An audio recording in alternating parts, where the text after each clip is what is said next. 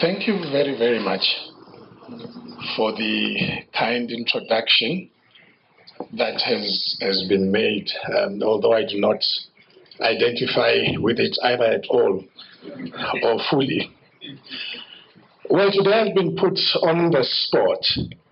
What I'm used to doing is sitting and listening.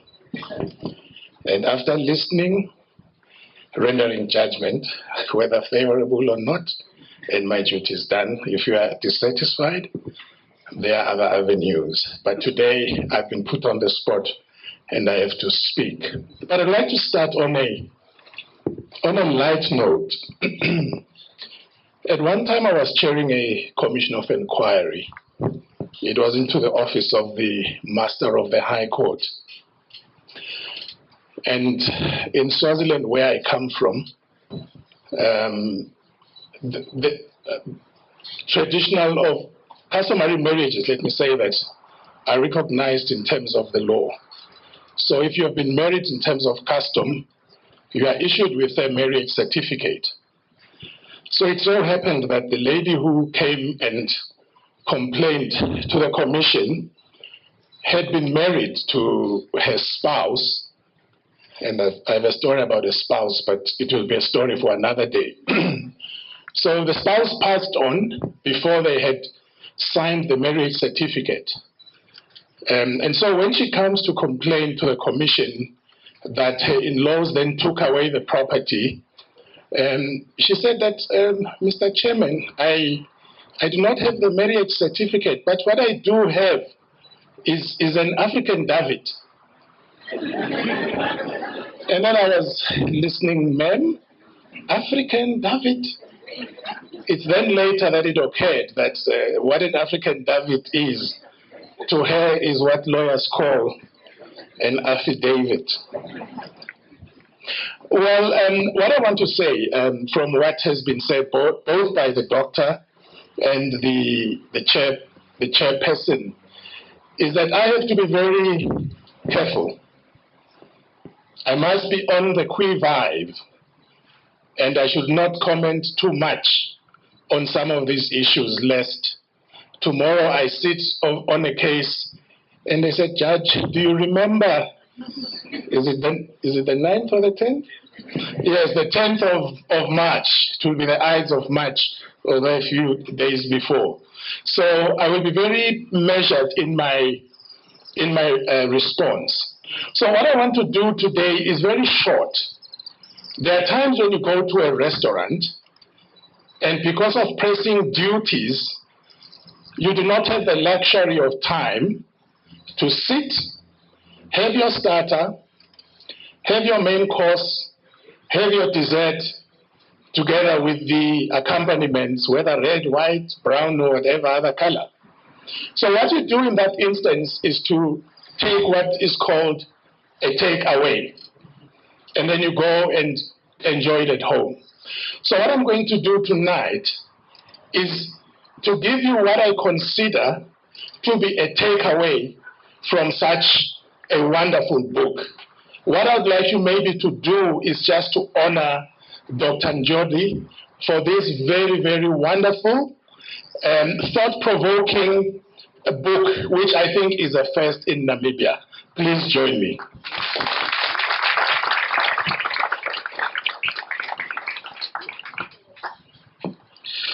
Okay. I think the first takeaway is that there is need to infuse the principle of Ubuntu in our jurisprudence. Because the fact that maybe the first cases came from South Africa does not make the concept of Ubuntu South African and non-Namibian.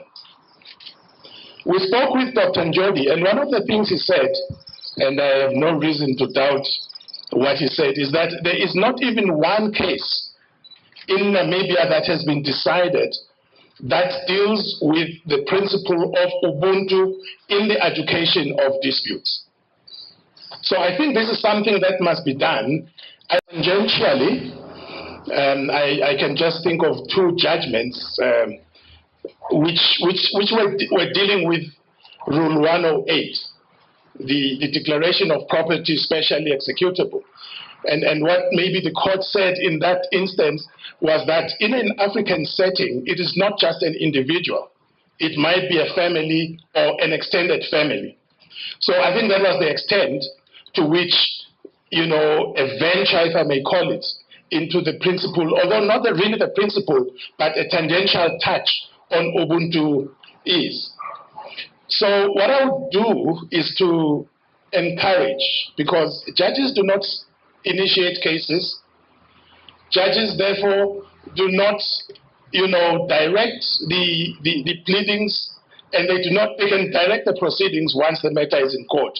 So the ball is really in the court of the legal practitioners to carefully consider your cases, go to Dr. Ndjodi's book and see what lessons, what directions, and what fruits are available for picking, not just for yourself or for your client, but more importantly, in order to enrich our jurisprudence. I think there is a case, is it Mokoena from Lesotho, that is mentioned in Dr. Ndjodi's book, where it was a widow, her husband had passed on, and the family took almost everything away from her. And what the court said was that that is not consistent with Ubuntu. In Swaziland, we understand Zulu. So when I grew up, I knew that the principle of Ubuntu, when you do something, they would say, this person does not have Ubuntu. Properly raised people do not behave in this way. So that is how we grew up when they talk about Ubuntu. This child is rude, does not respect elders, does not do this and this. And this is part of what is referred to in Ubuntu, although the doctor has gone much further in dealing with the issue. So that is the first takeaway. The second takeaway, not necessarily in order of importance, is I was really fascinated by the discussion, I think it is in chapter 5, of the place and role of the principles of state policy in constitutional adjudication. What many people, probably including judges, myself, before I got lectured when I was sitting in my study by Dr. Ndjodi, although he was not there, is that what we normally focus on is that we say that the directive principles of state policy, cannot be legally enforced. And we end there. But what Dr. Ndjodi says is that when you look carefully at the text in the Namibian case, you find that there is a manner of interpreting the directive principles of state policy in such a way that they invoke some of the rights that are recognized and enshrined in Chapter 3. So let us not take the reading of the directive of principles of state policy just to say, oh, this is what people must aspire to. They are not really aspirations. If we properly apply the principles, we can take what the state has to do, because the directive principles of state policy are not just there as decorative words. They are supposed to guide the state in carrying out some of its duties, including legislating. So where there is maybe a room for the court, to arrive at a decision by giving weight to what the directive principles of state policy say, that would be a commendable thing to do. And then the third issue, which leaped at me, was the expansive application of the concept of locus standi. There is a word that many judges and lawyers, particularly those who are acting for the respondents, like. What is the word said? Busybody. There are people who are called busybodies to say, what are you doing before court? This case does not involve you, a busybody involving yourself in matters that have nothing to do with you.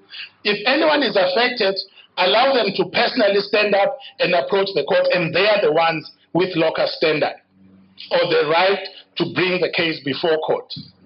What Dr. Ndjodi says in his book, in fact, I think one did not go further than to cite the celebrated case of Wood versus the Ondangwa Traditional Tribal Authority. I read that case when I was doing my law degree. Little did I know that many years down the line, I would come to Namibia, and one day I would even meet, I think at the launch of Jack Smuts' book, I think I met the gentleman, if I'm not mistaken.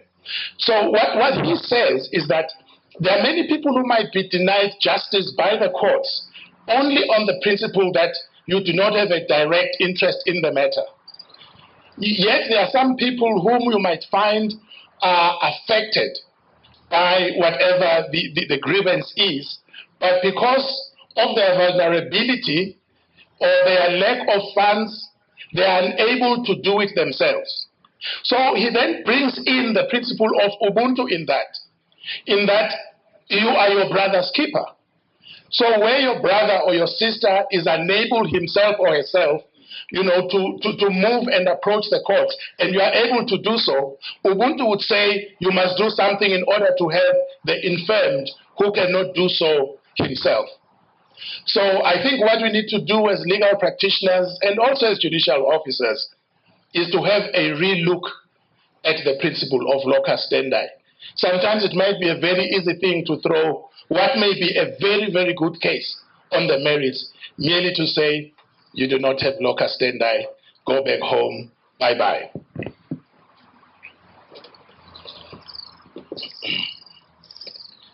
Then the next issue is the whole question. There's a case from South Africa that the learned doctor writes about, the treatment action campaign case. What is, doctor, forgive me if I do violence to your, perfect scholarship.